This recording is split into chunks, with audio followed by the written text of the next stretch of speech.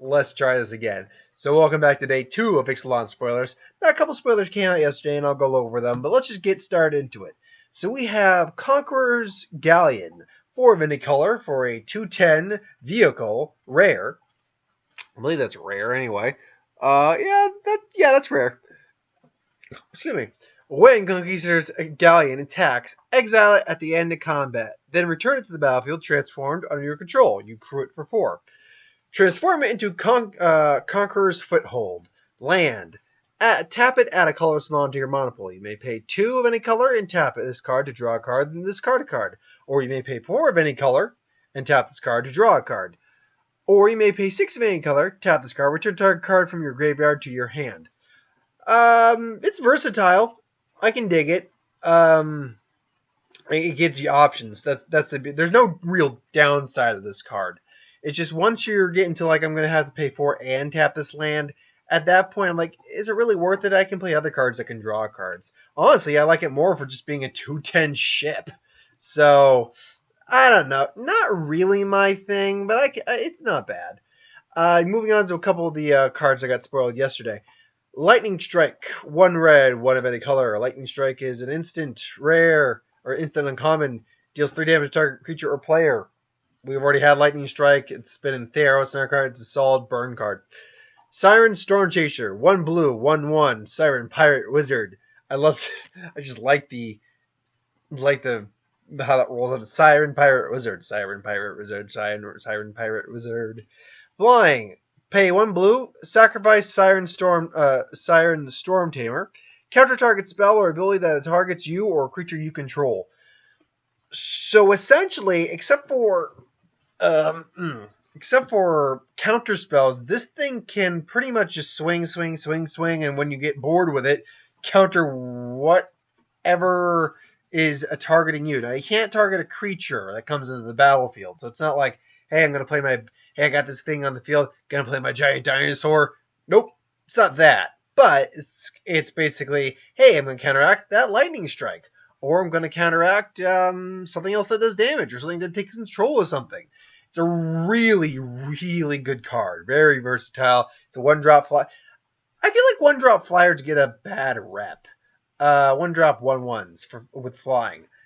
And nothing else. I mean, I feel like they get a bad rep because you're still getting a 1/1 flyer on turn 1 with no downside. So, I don't know. I guess people are just... I mean, maybe the history is explained it differently. They don't have good history with that, but I don't know. Drover of the Mighty, 1 green, 1 of any color, for a 1/1 human druid uncommon creature. Drover of the Mighty gets +2/+2 as long as you control a dinosaur. You may tap and add 1 mana of any color to your mana pool. Solid. It's a mana dork. That's exactly what it is. It's the perfect mana dork, particularly in the dinosaur deck where you're going to need the extra mana. And then when you get a dinosaur out in the field, it not only still provides you mana, but it's a 3/3 that can attack itself. There is no downside to this card whatsoever. This card's awesome, great, you're going to play it always. Wanted Scoundrels, 1 black, 1 of any color, 4/3, Human Pirate. When Wanted Scoundrels dies, target opponent creates 2 colors treasure artifacts. So this one's a bit of a tricky one for me to figure out how I feel about it. In one hand, you get a 4/3 for 2 with no downside until the thing dies. On the other hand, the minute this thing dies, they're getting 2 free mana from you. Or if you're working the improvised deck from Kaladesh Aether Revolt, it gets adds for the improvisation. Affinity adds to that. I don't know. Metalcraft, for God's sake. I don't know if I like, because literally things like Lightning Bolt can just take that out immediately. Can't say one way or the other. Because, again, it's the fact that it's like, okay, I got a 4/3 on turn 2. Sweet. And then it's, hey, it died on turn 2 because of a lightning strike. I don't know. If I'm going to lean, I'm going to say I don't like it that much. It's on the fence, though. Wild Growth Walker, 1 green, 1 of any color for a 1/3 elemental. Whenever a creature you control explores, put a +1/+1 counter on Wild Growth Walker and you gain 3 life. It's clearly a limited/sealed card. It's clearly for a deck that's using a lot of Explore. But in a deck that it's going to be put in, it's a solid card. It's fine for what it is. I mean, a 1/3 for 2 on its own is not bad. The fact that whenever you explore, it gets bigger and you gain life doesn't hurt. But it needs to be in a proper. It needs to be in the build. It's the build around me kind of card. It's not a build around me card, but it goes in the build around me decks. So I can't say I like it extreme deal, but it's not terrible. It'll be good in the pre-release, certainly. Thematic Compass, 2 of any color. Artifact, rare. Pay 3 and then tap this card. Search your library for a basic land card. Reveal it, put it into your hand, and then shuffle your library. At the beginning of your end step, if you control 7 or more lands, transform Thematic Compass. Transforms into Spires of Orazca.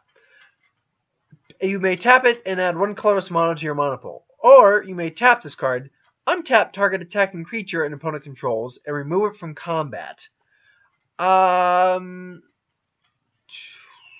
First off, Jace apparently gets this compass at some point. Clearly, it indicates that. What the hell does that flavor text say? Clearly indicates that the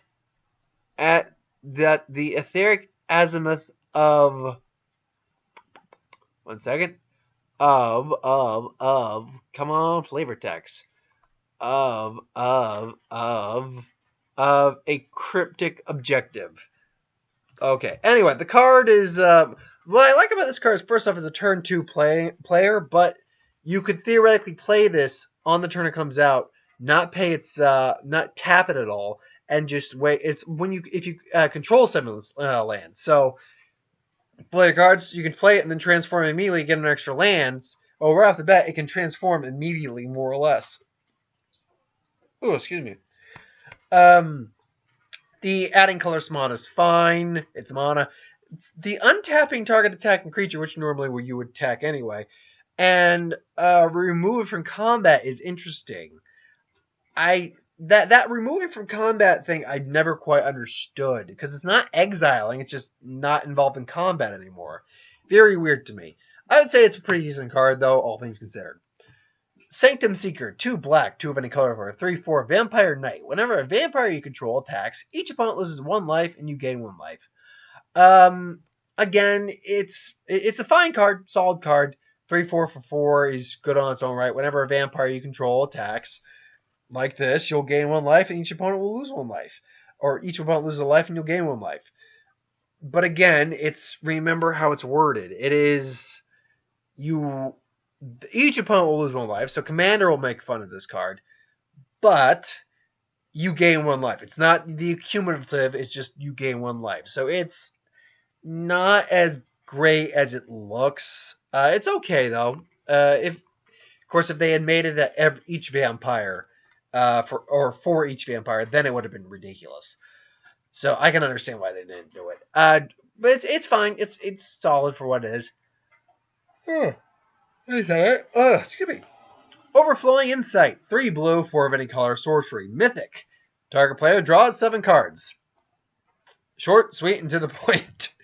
But, that being said, by the turn you're getting around to playing this card, you may need those 7 cards. You may be at a disadvantage, or maybe it's a way of decking your opponent out, cards that they just don't need. Who knows? I haven't seen many mill cards in this set right now, so it's tough to say.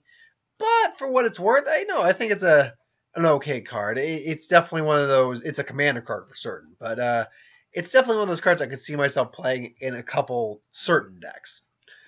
Kite Sail Freebooter. Sorry, I just like saying that. Freebooter. Kite Sail Freebooter. I have a Freebooter. I've got Freebooter. Freebooter. Anyway. 1 black, 1 of any color for a 1/2 human pirate. Flying. Fascinating. When Kite Sail Freebooter enters the battlefield, target opponent reveals his or her hand. You choose a non-creature, non-land card from it.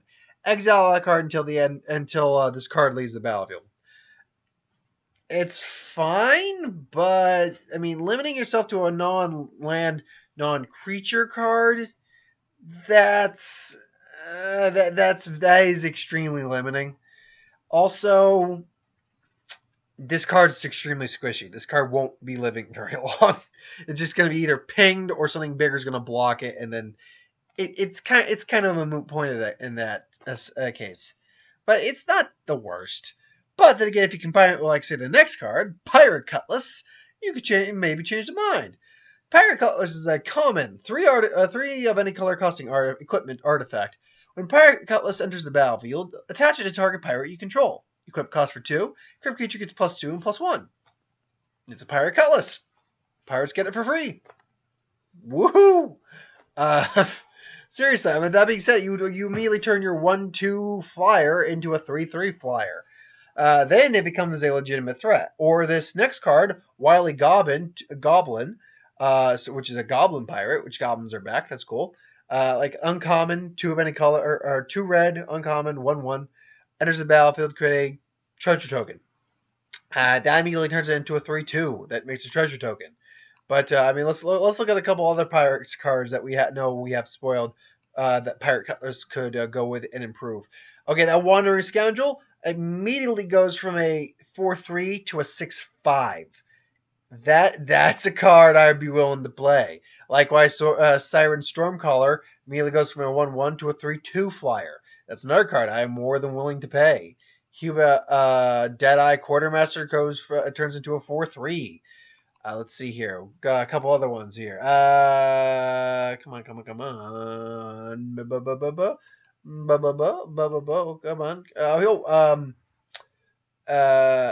Where is it? Blue. There we go. Marauding Looter goes from a 4/3 again to a 6/5 to a 6/4 with raid. So Admiral Beckett Brass. Where's Admiral Beckett Brass? I know you're here, Admiral Beckett Brass. I'm waiting for Admiral Beckett Brass. Where'd you go? Come on, I know you're here. Where are you? There you are. Admiral Beckett Brass immediately goes from a 3/3 Pirate Lord with effects to a 5/4 Pirate Lord with effects.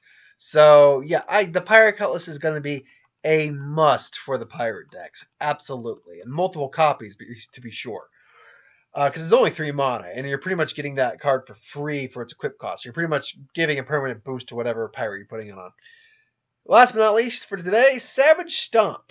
1 green, 2 of any color, sorcery. Savage Stump costs 2 less to cast if your target's a dinosaur you control. Put a +1/+1 counter on target creature you control, then that creature fights target creature you don't control. So, just with any card or creature at all, this is a solid effect. You're getting a permanent +1 boost, and you're fighting and hopefully destroying something. When you got it in the dinosaur deck, you're immediately playing a 1-costing spell that gives +1/+1 and fights. That's a pretty solid, especially with a deck that's going to be needing a lot of mana to play bigger, meatier creatures. That's a pretty solid card. I dig that pretty good. Well, I like that card is what I'm trying to say. And again, pirates, dinosaurs, vampires are getting a deck. Or I'm remaking my vampire deck when this set comes out. There are plenty of decks I'm going to be making. Oh, wait, green, blue merfolk. Got 4 deck ideas right off the top of my head for this set. I'm loving this set. I'm just loving it. I mean, how many cards we got spoiled right now? Out of the 279, 119, and I think like 4 of those are actually the... Yep, that's exactly it. Like around 14 of those are actually just the dual deck cards. So I actually only got about 104 cards right now. So sweet. Spoiler season's always awesome. Anyway, thanks for watching. Hope you enjoyed. You'll notice I didn't get to the second what if. You know what I'm going to basically just do? I'm just going to cycle through the what ifs for each story. So like this week's what if is going to be continuation. Probably the last video for the time being for the Super Saiyan 4 Kid Goku what if. And then move on to the next one until I pretty much siphon all the ones I've still got with standing done.